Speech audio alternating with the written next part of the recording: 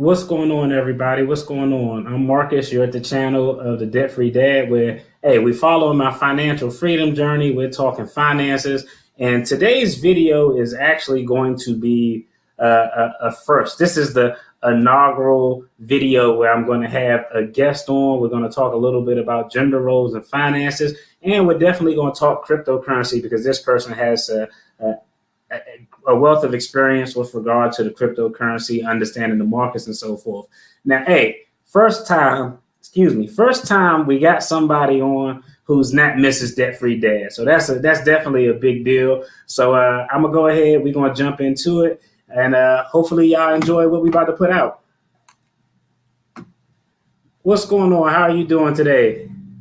I'm doing good, Marcus. How are you? I'm doing well. I'm doing well. And so Good. professional. You making me feel bad. I'm like, damn, she's just sounds so professional when we're having this talk. I was just I I have was all just night telling everyone. functioning. I was just telling everyone. I said, wow, this is the first inaugural guest on who isn't Mrs. Debt Free Dad. So this is a big deal. Oh, well, I'm honored that I'm like the first non-family member guest. So that's Yeah, definitely, awesome. definitely. I know, and before we dive in, I thought about this. I was like, "What's the best way to introduce?" I was like, and sometimes I don't do it justice. But this young lady is a third generation graduate of North Carolina Central University, an honors graduate from the law school at North Carolina Central University, which I know is hard to do because I did it by the belly. Like I was waiting. They didn't even have my honors on the paperwork at graduation because it was so close. This lady is an entrepreneur, has her own law firm. She's had her own practice since 2008, and she is what I would refer to as an expert in the cryptocurrency market. So go ahead and introduce yourself, your name, tell a little bit about yourself, anything you want to tell before we jump in. Hey everybody. First of all, I just want to say thank you for having me on. I'm very excited. I think this is going to be very entertaining, and with all luck, you guys will take some knowledge away with you as well. My name is Kristen Fonseca. I am a Charlotte native. I was born in Greenville, South Carolina, but I live in Charlotte now. As Marcus said, I went to the undergrad and law school. I do still have my law practice. I, however, do not practice privately now. I actually work in compliance. So I do. So I do have my background. I have my practice background, like in criminal defense, personal injury, family law, that good stuff. But now, for the past 6, 7 years, I've been working primarily in finance. I am married to my wonderful husband, Michael. Um, I am very excited to talk to you more about crypto, stocks, investing more. If you guys are interested, I have started a cryptocurrency group that's kind of like for, beginners, just people who are kind of, they want to know more about it. Feel free to look me up on social media. My name, as it appears on the screen, is how you can find me on Facebook and otherwise. So I'm ready to get started. Outstanding, outstanding. So essentially, what we're going to do is, and this is an interesting story on why I chose you as the first guest, because I really don't and all the social media, any way y'all want to reach and get into contact with her on social. I'll make sure to get all that information included in the description box so we can definitely put you in a position so you can become more knowledgeable about the crypto stuff. But this is really how I was like, man, I want her as my first guest, right? Because I really, on my personal social media, I don't really put a bunch of finance stuff. It's like family pictures. I may say something out of pocket every now and then, but I think I put something up back when Dogecoin or Shiba Inu, one of those crazy kind of meme things were going crazy, and I posted it. And then I saw you had a few posts about cryptocurrency, and I was like, every time something happened in the crypto market that I was thinking, you would post about it, but you did it in a way that was informative, yet funny, and borderline cynical in some instances. So I was really impressed by that. That's what got you through. Is I was like, I got to reach out to see if I could get her on as the first guest. Oh yeah, absolutely. All right, so the first thing we're going to jump into, we want to just keep it kind of light. So we're going to talk a little bit about some gender roles. We're going to talk a little bit about financial expectations with regard to men and women, and then we're going to take a little bit deeper dive into more about cryptocurrency. So the first thing that I had that I want to just kind of discuss, and really, I'll get your opinion on it first. I'll just kind of feed off of you. But do you think, just in general,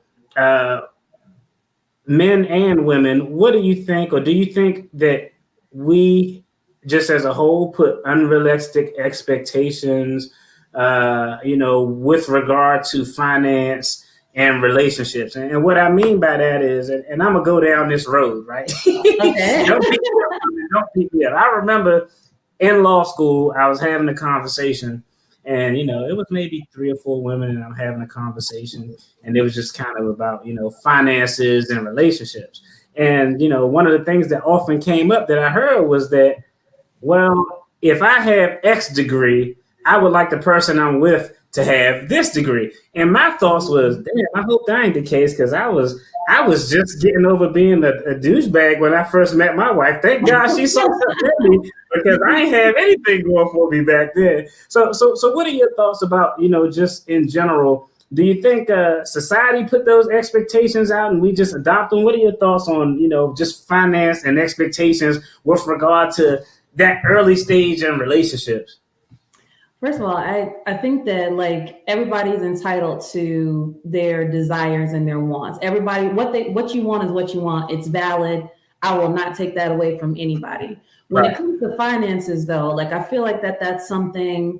I think that goes beyond just a romantic relationship, because it's like we started, because like when you're saying like, okay, I want, if I have this, I need this, my person that I share my life with to also have this. So to me, that's almost entering the territory of a little bit of a status competition, right? So in other words, that we feel the need to keep elevating ourselves up, to marry up, right? I don't necessarily, me personally, I don't necessarily think that that's the right way to go, in the sense that you can have somebody who has a lot of knowledge and everything else, and maybe they need that extra support, that whatever that can get them to that particular level. For me, like when I was dating, and I would never discount anybody for not having a this and not having a that. And I'm talking as a Black woman who has a doctorate degree, right? Which can be intimidating. Like, oh, she makes a lot of money, she does this, that, and other. But here's the thing, though. I know that the men who were not intimidated to date me, regardless of what kind of job degree they had, these were the right kind of men these are the men for me, in the sense that they weren't afraid to approach me. Right. Whether or not I think that people put unrealistic expectations, probably. Because here's the thing. Right. There's wealthy, and then there's everybody else.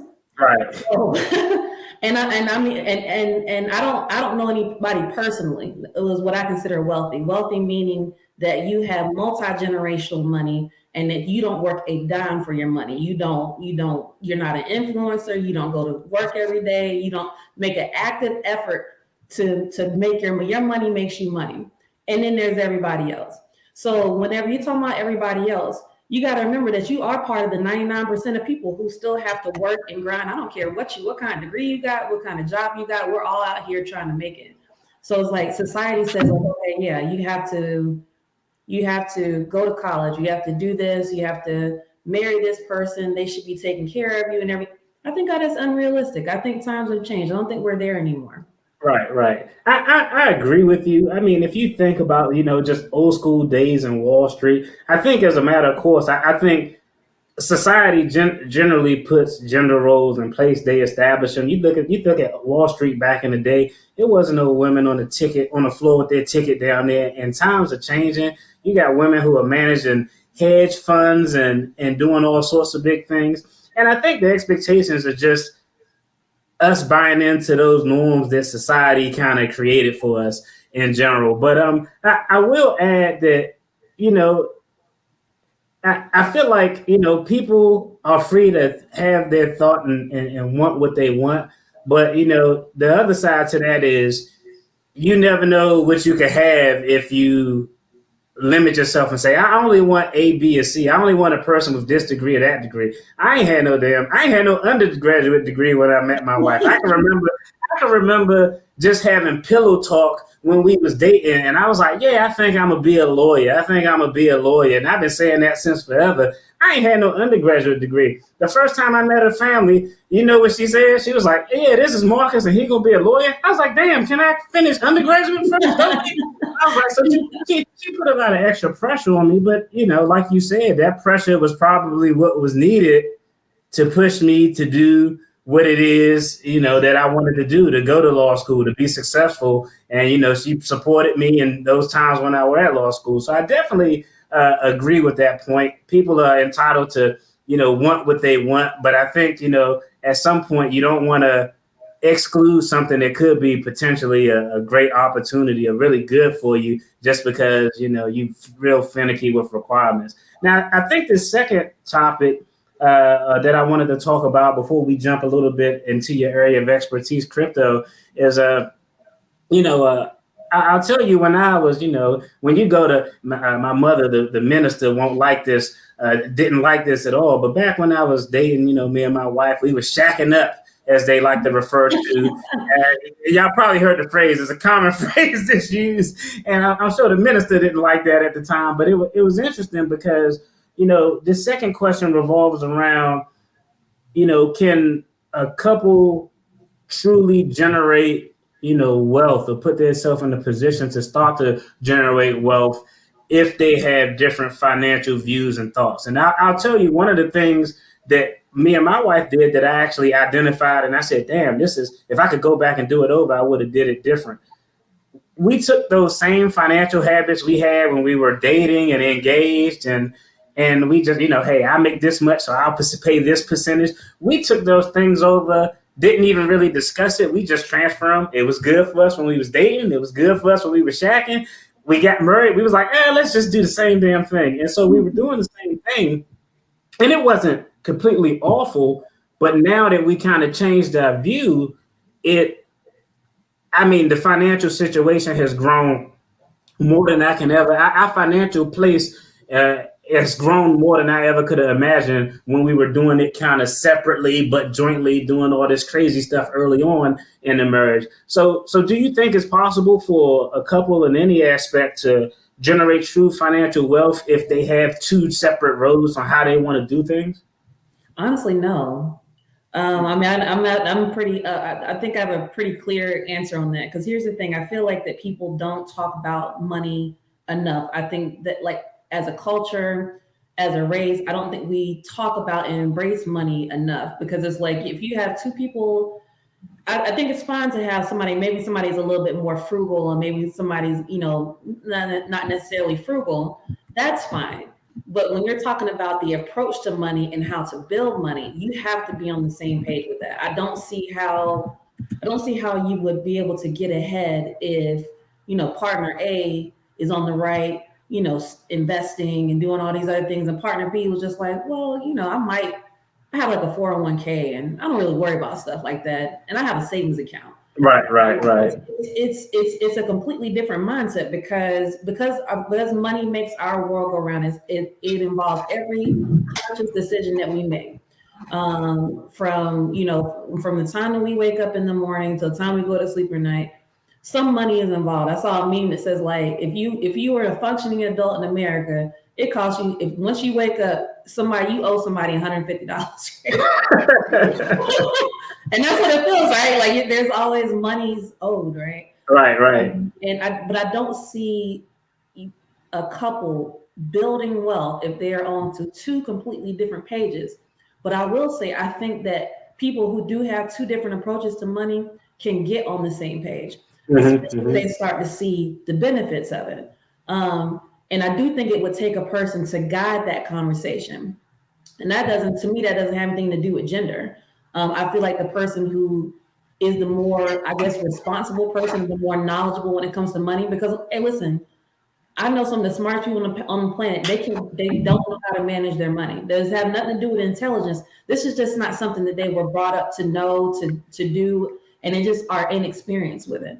I do think they can get on one accord. I think they can learn together, but they have to be on the same page. I agree with that. I will say, and I add, like, I imagine finances or relationship as a book. Like, I think you can be on a different page, but you damn sure have to be in the same book in the same chapter. You know what I mean? Like, I think you can have an approach because I've seen people have an approach. Now, again, to your point, I don't think that you will be as successful doing it separately, even though I think it can be done. But I think that for me, the accumulation of anything in a relationship, I don't care if it's the health of the relationship, if it's wealth, if it's health y'all working on, is kind of all about setting expectations. And it really took me to sit down and actually ask my wife, like, what do you expect for retirement? When do you want to retire, first of all? When, because, hey, I'm a tenderoni. I got to, I had to had to get an older woman. So I was like, when do you expect to retire? What? And what is your expectations of your lifestyle when you retire? She needed to let me know. We needed to come together so we can have an understanding, so we can actually start to sculpt and say, okay, this is what we want to be 20 years from now. So in order to get here 20, 30 years from now, this is what we have to do to get there. Because the last thing I want to do is think I'm doing something right with the money. And then for retirement, I thought we were going to just live in a trailer RV and drive the U.S. And she wanted to go on international flights. We're going to be all, I'm going to end up getting a divorce in my 60s. I don't want to do that. You're gonna be dropping the RV to the airport to get on that flight. I bet. She all gallivanting in Rome with some fly looking dude looking like Antonio Banderas, and I'm in an RV looking stupid. Like, no, that would be completely terrible. And I think the other thing is you got to be willing to pass the reins over to whoever is better with finances. I know for a fact. Hey, I love my father. He one of the toughest guys I ever met in my life, but I know when he got paid, he came home and handed that paycheck over to my mother, and that Negro got an allowance. And it wasn't nothing wrong with him getting an allowance. Hey, that was what was working for them. So Right. you can't have that ego attack. Because trust me, I know guys who go work 2 or 3 jobs. This is the craziest stuff in the world. I wish, you know what I would pay to have? I would love for my woman to make more money than me. I would love to be a stay-at-home dad so I could bring her lunch every day, do housekeeping, and be active on the PTA. But I know guys who get extra jobs just so they can make this much more than their wife. Like, come on, dude. Like, it's not. I don't think it's that serious. But for some people, I guess who controls the finances in the relationship is kind of an ego thing. You know what I mean? Mm-hmm. That's crazy. And so now I want to just kind of take a turn and talk a little bit about crypto for a second. We'll dive a little bit back in to the gender and things like that. But your area of expertise is really crypto. Tell us a little bit about what you do with regard to that. So first, and I have to put my disclaimer out there. I am by no means a financial professional. So anything I say is not financial advice. I am not advising you to buy, sell, or do any of that stuff. Let me go. Hey, this is not financial advice. We are attorneys, but we definitely aren't your attorneys. So if you're looking for financial or legal advice, go to someone else's channel. I'm letting you know what's going on in the household of the debt-free dad, and this sister is doing likewise, letting you know what's going on in her household. Yes, I can only talk about my own personal experience, and right. always encourage people to always do their own research. I first got introduced to crypto about 2017. I had always heard about it, particularly being like a criminal defense lawyer. I used to consider it. I was like, oh, that's the drug dealer's money. Because it's untraceable. It's once it's sent, it's gone forever. I didn't really know too much about it, just other than the casual social media reference of like what Bitcoin is. I started buying Bitcoin. I didn't buy a whole Bitcoin. I wish I did. Back in 2017, I started purchasing then with kind of just not really a great understanding of what it is that I was doing. I only was getting into it because I heard about it. It was making a lot of money. People they're becoming millionaires, but without really taking a step back and actually finding out what crypto is. What does this mean for our society? What are some things to maybe explore and dive into? I would say within the last year and a half, that's probably when I really kind of took a step back and kind of like furthered my education in it and actually, learn, okay, hey, our society is kind of moving in this direction. Like our whole concept of money is changing. It's the semblance of our society is taking the reins, right? We're not relying on the government to print money. We're making our own money. And I think that's important to consider as investing wise and just your perception of how our society works and operates. Perfect example, metaverse. The metaverse, for those of you who don't know, think of a general concept, just think of the internet, okay? It's the metaverse. Nobody owns the metaverse, it's just a concept. You have one of the largest corporations in the world, Facebook, who changed their whole name centered around this Meta. That's how much they believe in it. You guys know they're now known as Meta. So it's like, and I heard like a lot of people say like, oh, the metaverse is not going to catch on. Nobody's going to want to experience social media, virtually and everything like that. I'm like, we've been doing that for years. Have you guys never played The Sims? Do your kids not play Roblox? We're already doing it.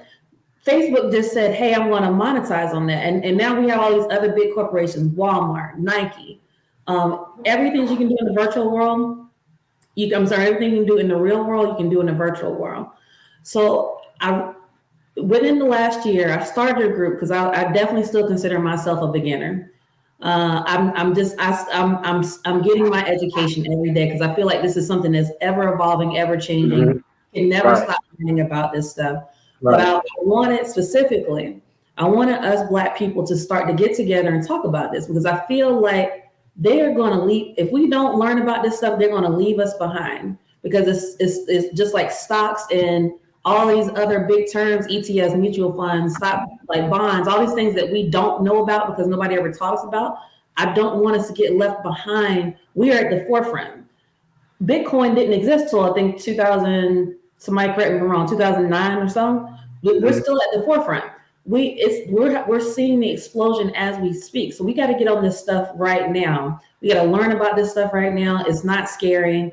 There's many things. There's so many resources out there. YouTube, TikTok is a great resource. I know that's maybe like a younger kids thing. I found TikTok extremely helpful. It's less than 1 minute videos to kind of quickly tell you about stuff, but we need to get out there and actually start to learn more about this stuff. And I definitely agree. It's interesting because, early on when, Bitcoin was a big deal, federal employees were barred from actually investing in it. So like Treasury was like, nah, fam, you can't go and make these money in this Bitcoin because, that was, and a lot of that is, let's just be realistic about it. A lot of people who sit in positions to make decisions about the economy, about cryptocurrency, a lot of people who sit in those positions are, my father's 72 and he's younger than a lot of them. You know what I mean? Mm-hmm. So yeah. there's a lot of, and people are comfortable and they're reluctant to change. And it was funny because you say that's the currency drug dealers use. I remember when I looked at it. Yeah, that's drug dealer money. when I first heard that, criminals use it, I was like, all the criminals I met they all use cash. I can't think of one criminal who I've met in my life who I represented it who like, man, that brother was slick to do that transaction in cryptocurrency. But it's just, I think it was just a fear because it was new, because it's unknown, and more importantly, unlike, that's the big thing with cryptocurrency, it's decentralized. So it's not controlled by the government, it's not controlled by the banks, it's really controlled by the people who use it. Absolutely. And so I think that's one of the biggest fears. And I've actually read up some interesting statistics. And I thought this was crazy, maybe because I'm around a lot of people who talk crypto on a daily basis. And before I go on, thanks, Brett. I appreciate you for the donation. I appreciate that. And so, but a lot of people who talk cryptocurrency, so maybe I'm jaded because I'm kind of in the loop. but only 10% of the population in the United States actually invest in cryptocurrency. And that was interesting. I was like, I thought for sure it would be like 40 or something. No, it's only 10%. And then the other interesting article I was reading about, it says that the expectation with cryptocurrency is that over the next 15 to 25 years, it's going to be responsible for the biggest transfer of wealth that the world is ever going to see. At one point it was the fuel market, and at one point, and different. There's always these different commodities that kind of they've reached a point where, oh man, this is what takes a social economy from point A to point B. Where they say crypto is in the next 20 or 25 years, the people who invest in that is going to realize the biggest transfer of wealth that that the United States has ever seen. So I really thought that was interesting. Now, for you, if I'm a beginner investing in crypto, I don't really know a lot about cryptocurrency, but I got a couple dollars disposable every month. Like how would you recommend for someone who's new to, or what did you do if you're new and like, okay, my 401k, I got 50,000 in my 401k and I got an extra $500 a month to play with. Should I put all of it in there? What approach is best for a newer person who may not be knowledgeable, but they want to dip their toe in, so to speak, so they can start to learn about it and benefit from it? How would you in that situation allocate your excess funds in relation to your overall portfolio, be it property or whatever? So first of all, if you have $500 extra a month, you're doing pretty good. For the average person who, they're kind of really cautious about it. And you need to exercise caution with any investing that you do at first. First thing you're going to do, first thing I did. I didn't say first thing you're going to do. This is what I did. Open up a Coinbase account. I think everybody should have a coin. Now, there is many, many different exchanges out there and avenues to get cryptocurrency. The reason why I always recommend Coinbase for somebody who's just starting out, or even somebody who's been in it for a while, Coinbase is what we call a centralized exchange.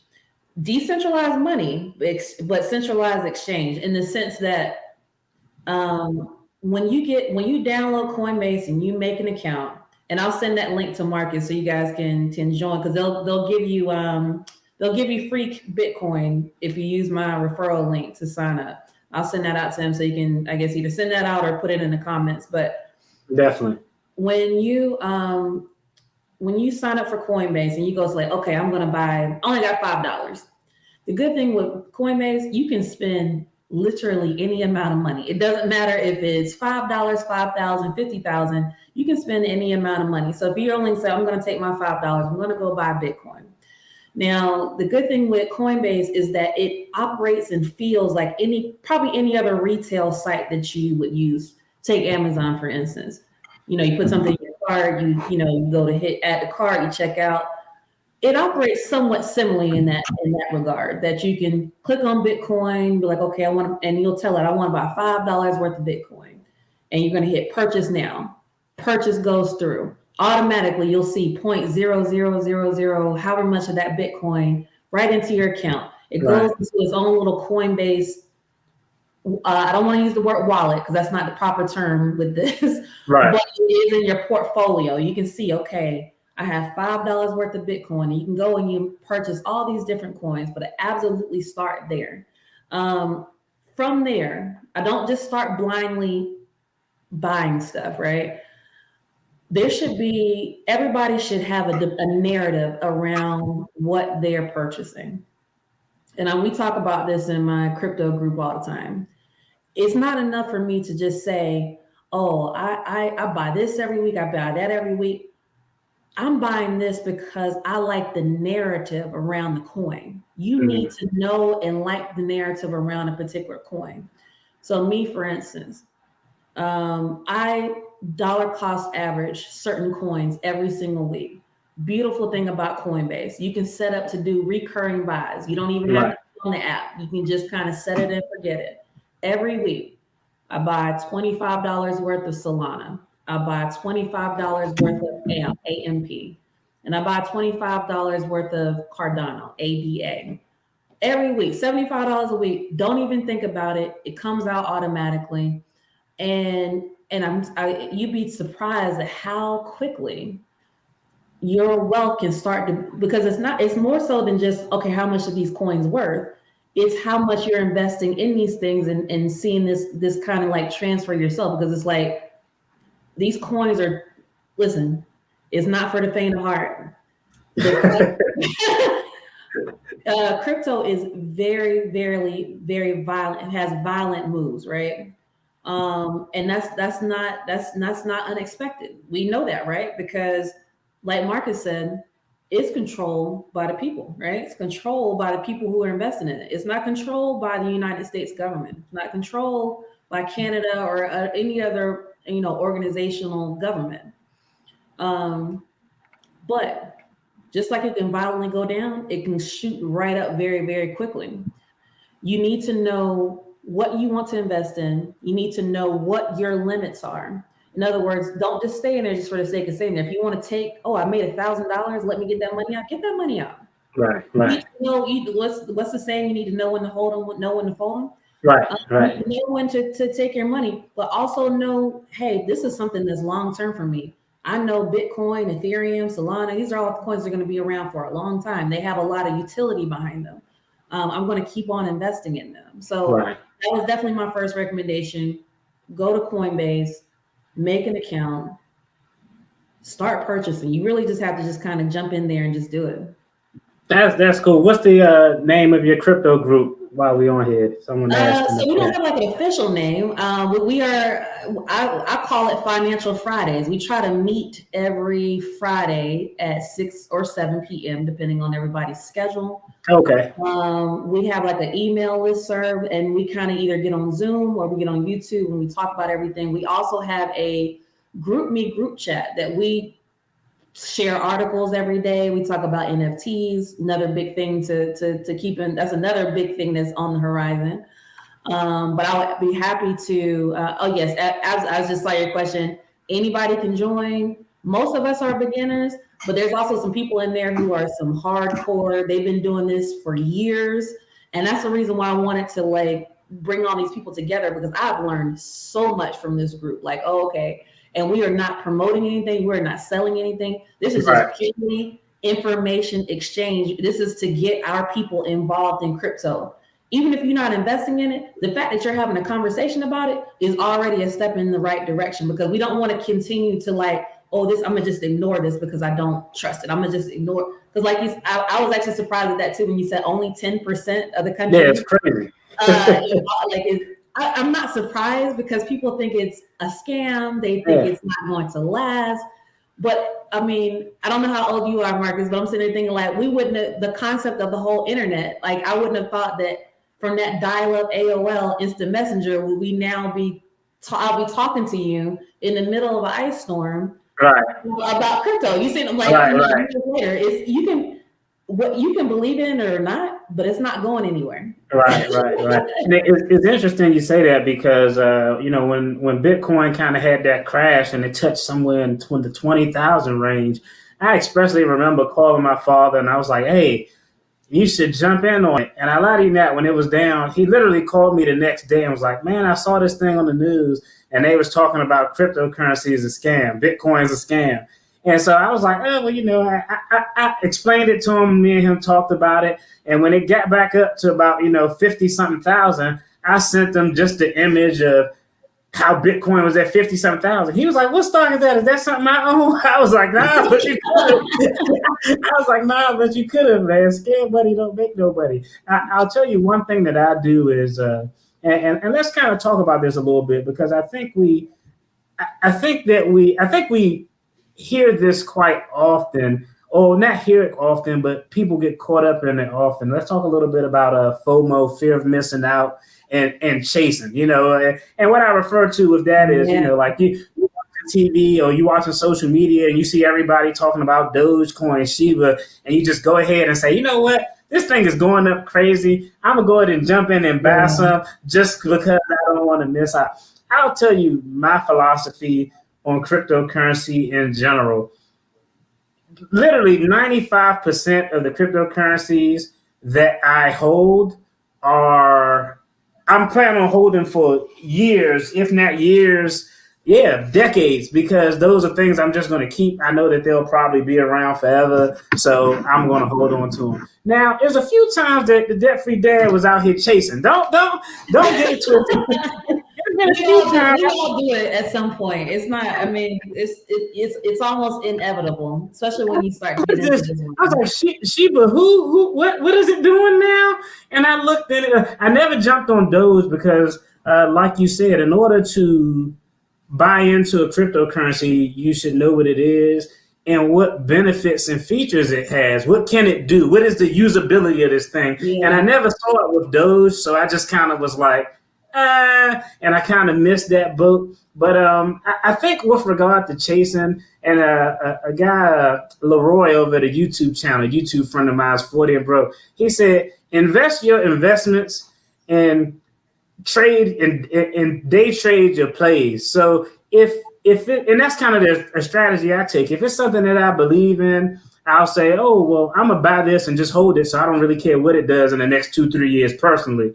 But if it was something like Shiba Inu, at one point I probably had like 30 or 40 million tokens. It was something like $1,100 that I spent just because I was like, I'm gonna ride this wave. And so I spent $1,100. I bought this 30 million or however many tokens. The price went up. I pulled out my original investment and then I just left the profits in there to ride. So, that was so, smart. so there are ways that, we all chase at some point, but there are ways that you can do it. Yeah. If you choose to do it, that you can do it and be wise about it. Anybody who watches my channel know that I'm more of an investor. I'm not a speculator. But every now and then, did I get AMC? Hell yeah, I bought some AMC because I was like, I'm gonna hope this thing squeezes. And I'm struggling right now. I bought it at 14. It's about at 20. I was like, man, I should have got out when it was at 45. but we all chase. There's nothing wrong with chasing. There's just ways that you can do it smart and don't do it with anything that you need that's essential to your financial well-being. If it's money you have, there's access. That's what I do. I only do it with. I do those risky things with like I've wasted $100 on worse stuff than buying a few shares of AMC. So I have it to spend. That's what I'm gonna use it on. So that's kind of always been my approach. Have you ever got caught out there chasing anything just to kind of get it on the upswing? So it's funny that you brought up. So Dogecoin is what reignited my interest in back into crypto. I had Bitcoin, I had some Ethereum. So my husband actually told me about Dogecoin. He's like, "Hey, let me see your Robinhood account." He's like, "You got any like leftover money?" Like it was like I think I had maybe like 20, 20 30, $25, $30 left over there. This is back when Doge was like 4 cent a coin. Actually, it's probably back down there again. It was like 3-4 cent. He's like, I'm gonna buy this coin. I'm like, okay. Didn't really think about it. I think that $30 bought me about, I don't know, a few thousand. And all of a sudden, like we started hearing because Elon Musk, breathe and all these things like happen, right? Here's my thing with and I, by the way, I did pull some money out of Doge because here's the thing with beginners and kind of getting in there and not wanting to fall into the FOMO thing. Here's my advice is always to consider the source of the information that you're getting from. So, there's this overall perception of it being fake or scam, crypto in general, right? I'm very weary of people in power who down cryptocurrency. Always be very, especially people in high positions of power. Because let me tell you something. The words that they're saying, the statements that they release to press is not on accident. Okay. And so Elon Musk is a great example. Every time Elon tweets something happens, right? He is not a government official. He's a private person who owns one of, very, very large corporation. it is not by accident that he says things that possibly tank a particular coin. You know why? Because he's going to go buy a lot of it. Right. Same thing happened with the CEO of JP Morgan, right? Mm-hmm. I don't trust crypto. It's not here to last. Da da da da da. Then what? A couple months later, JP and Morgan announces they're getting into the crypto world. Right. Of course they are. Right. I'm blanking on the country that just adopted crypto as a legal currency. Uh, they deliberately were trying to tank this thing before they themselves, the government, bought Bitcoin. So always consider the source. As far as having FOMO and missing out on something, because when you start to get into this world, you're going to hear about all different types of coins, right? Like, oh, have you heard about Saitama? Have you heard about Shiba Inu? I'm getting that. It's way less than a penny. You can get like 20 million coins for, $5. Okay, that's great. Here's the thing. There's those are the meme, the kind of meme coins, or the ones that me personally, I don't invest heavily in. If I'm investing in something, it is something I believe in. I always tell people about Polkadot, and ticker symbol is DOT. Polkadot is because I like the narrative around Polkadot, and it's easy to explain to people. All right. So Polkadot, yeah, you'll hear some stuff about it, but you're not going to hear the hype about it like you would, like, say, Shiba Inu, right? So if Bitcoin, I'm not use some analogies, I might show my age some, but if Bitcoin was dial-up internet, okay, it's kind of like it was the first. Yeah, it's Atari. We thought it was really cool. And even now, even though Bitcoin is worth a tremendous amount, it's still dial-up worthy. Okay, it's not that great of a technology. Right. Ethereum was probably like the next level. It was. I don't know if you guys know what DSL was. It was not quite dial-up. It's not quite what we have now, but it's somewhere in between. It was like kind of and that's exactly what Ethereum is. It's kind of where it fits in the ball game. It's kind of second, right? Polkadot. Easy way to look at this. Polkadot is like Google Fiber. It's blasting everybody out the water as far as speed, as far as low gas fees. So if you put it in perspective, this is why I said I like the narrative around. If you put that in perspective, like, okay, Polkadot, if I'm, putting it on a comparison scale, but like, oh wait, it costs less to operate. Right. It's way faster. The blockchain, everything gets verified quicker. Like, oh, okay. So that's my narrative for Polkadot. That's why I like Polkadot. I'm going to keep on investing in Polkadot.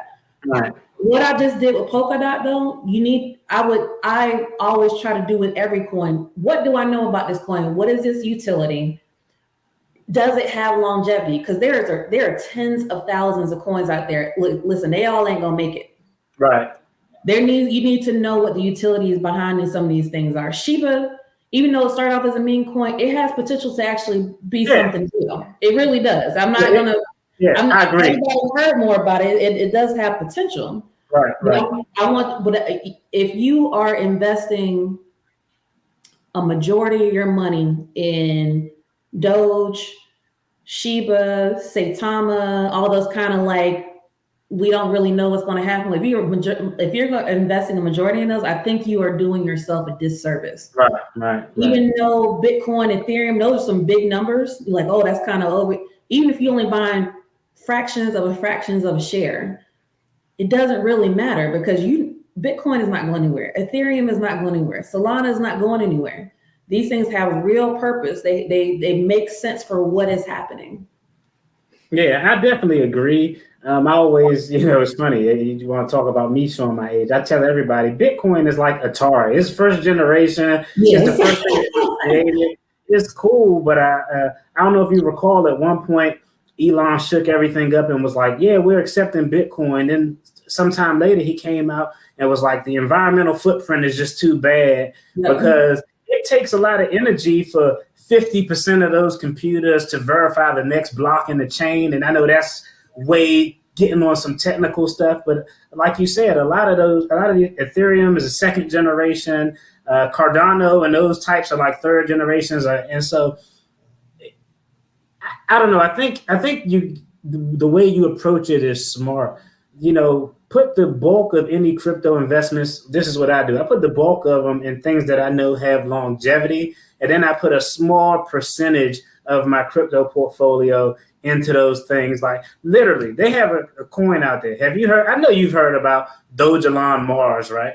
I've heard those Mars. I'm gonna tell you exactly why I invested in it and how I invested in it, and it was nothing but pure FOMO, fear of missing out. I'm talking to one of my homegirls about crypto, and I was like, "Man, did you see what?" It was maybe a month ago or something, but something that had like Anchor or something was just it ran crazy, and I was like, "You see this?" And she was like, "Yeah, I just bought that Elon coin," and I was like, "Wait, what? There's an Elon coin out there?" And she was like, "Yeah." She sent me the symbol, and I looked it up. I was like, man, Elon ain't got nothing to do with this. No, like, he really does not. He literally just took his name and created this coin. And what did my dumb ass do? I was like, man, it's so cheap. I'm gonna go and buy it. So you can't get caught up in it. Like I said, just put a small I just put a small percentage of my overall crypto portfolio in there to kind of keep myself from getting burned if one of these super less than a penny cryptocurrencies don't bubble up. If I lose it, it's not going to really decimate my entire, crypto holdings. Same. And I think I want to say I feel like I bought some Dogelon too. I can't remember if I did.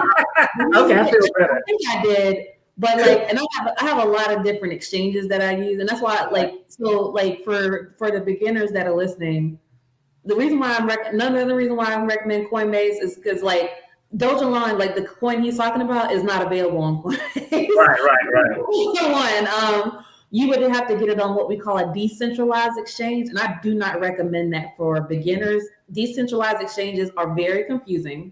Yeah, it's crazy. You're basically it's a peer-to-peer exchange. So instead of me buying it from Coinbase, I will be buying it, say, from Mark. I will be buying 20 million coins from Marcus, right? So the gas fees are higher. It is something that you should absolutely do eventually, get into, because there's more coins available out there. There's a whole bunch of coins out there. But the thing I liked about that Elon coin, though, there's some very smart marketing people. You know why? Because the stocker symbol is actually Elon, ELON.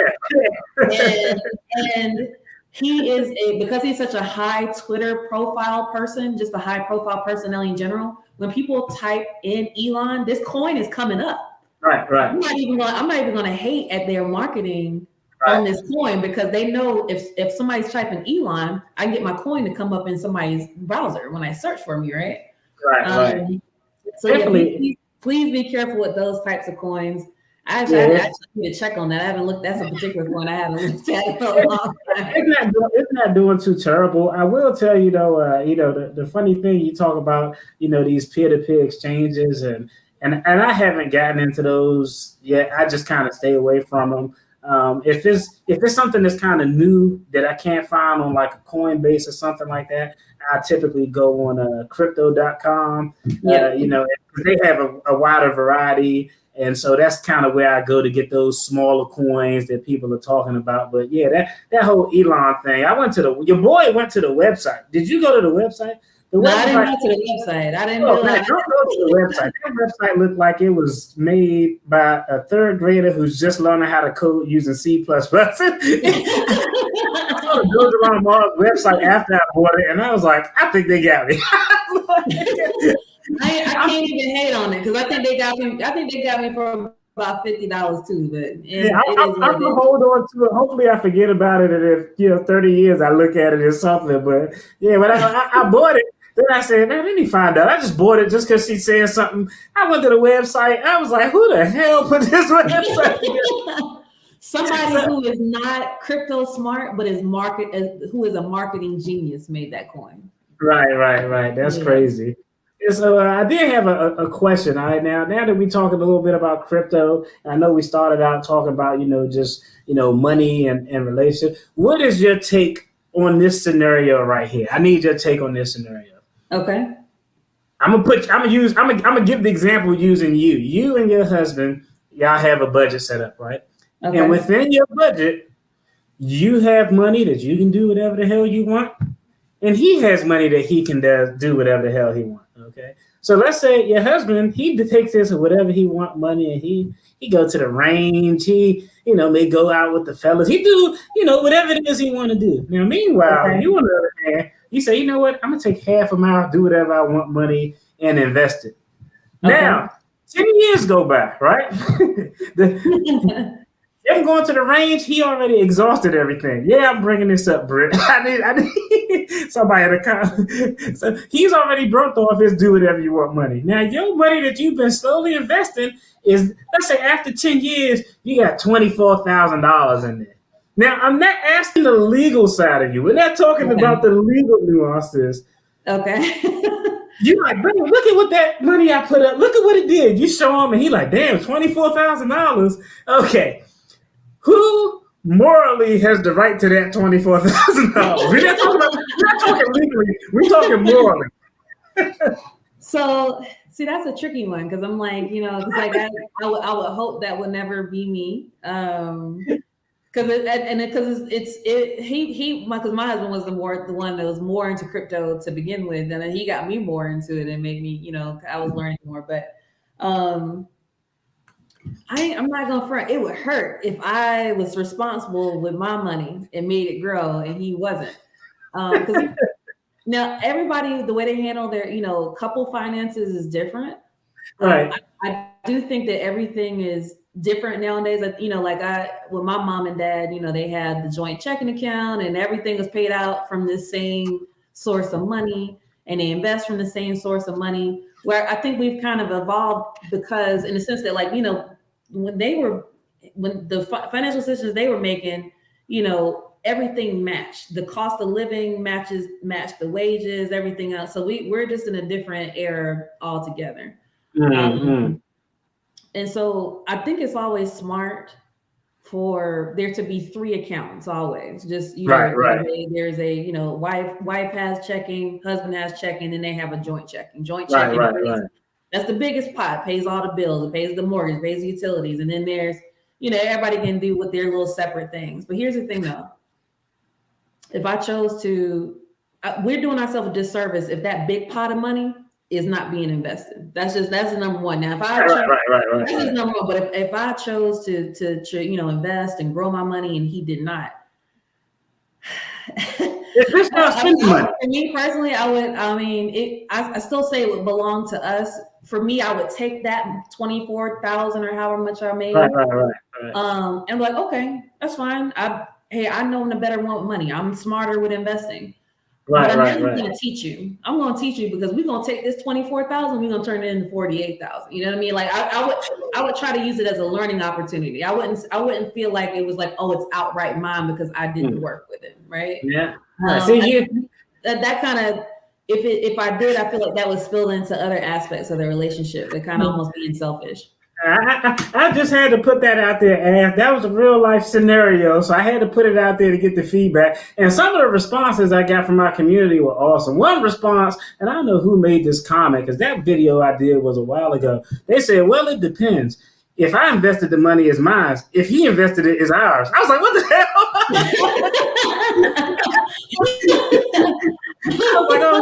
I was like, oh man, that's a BS. And so that kind of sounds like my husband. Like he's like, my money is your money. Like in other words, he's saying everything is my money.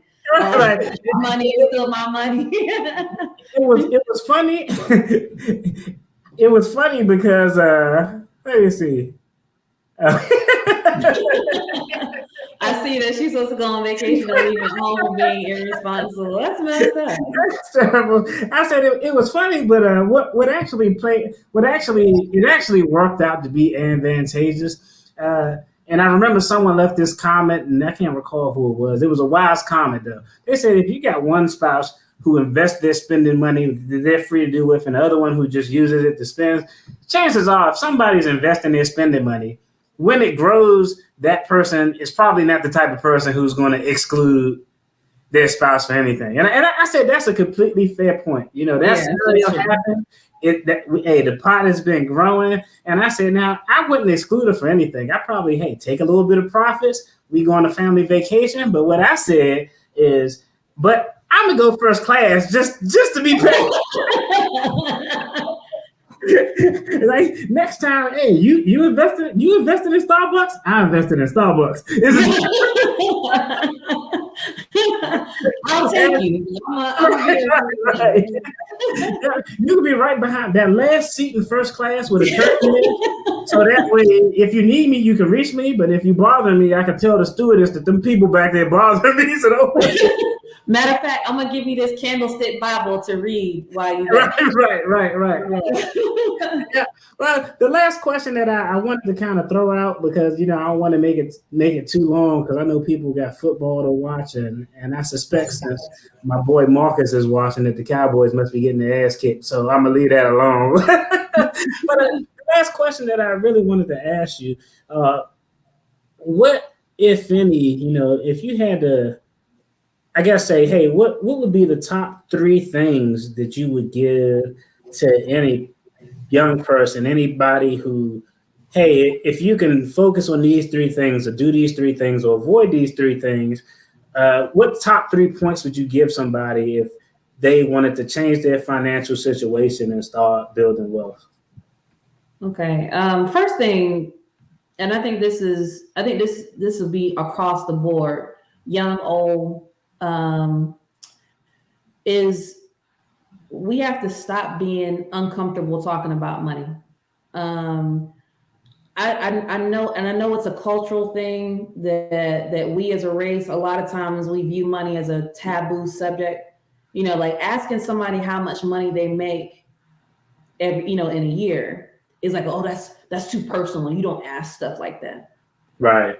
One of the key differences that I've noticed, being in corporate America for more than 15 years, is that the others, they're not uncomfortable talking about money. They are just not. And I used to think it was they're just kind of being nosy or whatever. No, this is how they know and they keep things just, right? Because it's like if you are asking that person at work, like, okay, I make this, how much do you make? Right. Because how else are you going to build your information base, right? How else are Right. you going to know? Other than just outright asking, like we have to stop being uncomfortable talking about money.